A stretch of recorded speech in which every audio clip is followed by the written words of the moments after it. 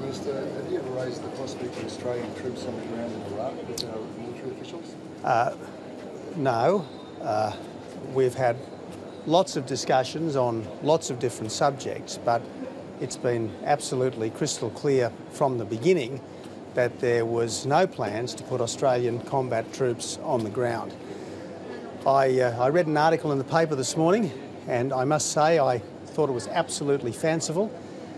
And I rang the Chief of the Defence Force to ask him about it, and he's as mystified by it as I am. So you never suggested it to any military officials?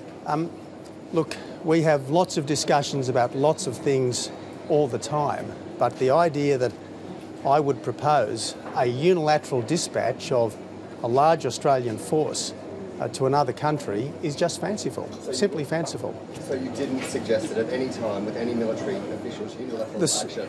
The story is false. It is false, it is fanciful. I've spoken to the Chief of the Defence Force about it, and he is as mystified by this as I am. Why won't you say that you didn't have that conversation at all then? Look, the story, as reported, is false. It is false. I have lots of conversations with lots of people at lots of different times, but the idea there was a meeting in late November where I formally asked for advice and formally suggested that a large Australian force should go unilaterally to Iraq is just wrong. Just wrong. What I am very happy to talk about, though, is what we actually are doing in Iraq.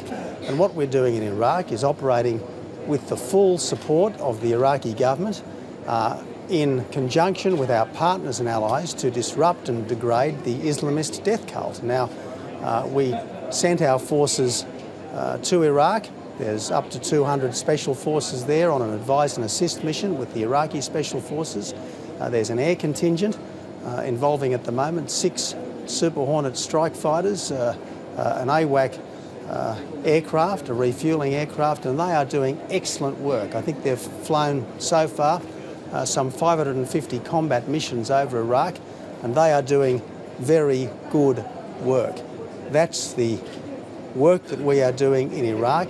It's good work, and we will continue to stand with our allies and the people of Iraq to fight this death cult, which has produced a new dark age in much of northern Iraq and Syria. So, Prime Minister, can you rule out ever sending troops into Iraq unilaterally?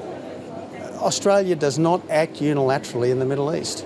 We do not act unilaterally in the Middle East. We work with our partners and allies to meet threats to our vital national interests and to the vital national interests of our friends and partners. That's what we do. Nope, absolutely not. As I said, the story that I read today was fanciful, absolutely fanciful. I rang the CDF, as you'd expect, because if any such discussions had ever taken place, surely they would have taken place with the CDF, and he is as mystified by this as I am. And I note that apparently there was no attempt made to contact him, and certainly there was no attempt made to raise with my office this issue of 3,500 soldiers being unilaterally committed to Iraq. So in those many conversations you had with many people, that was never raised? This idea that Australia would unilaterally send a very large contingent to Iraq without the consent of the Iraqi government, without the cooperation of our allies, is just nonsense. Prime Minister, did you ever have that conversation? The conversation, or the advice, or the briefing, which was reported in the paper today, is simply false. And if I may say so, there is a terrible tendency right now on the part of journalists to pick up rumour, to exaggerate it, and then publish it as fact. Now, there's quite a bit of stuff in the paper today which is simply fanciful.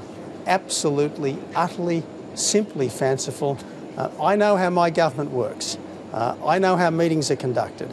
I know who says what to whom in these meetings, and there is a lot of material in the paper today which is fictitious. Well, let's be absolutely clear, you've never suggested that unilateral action. Absolutely.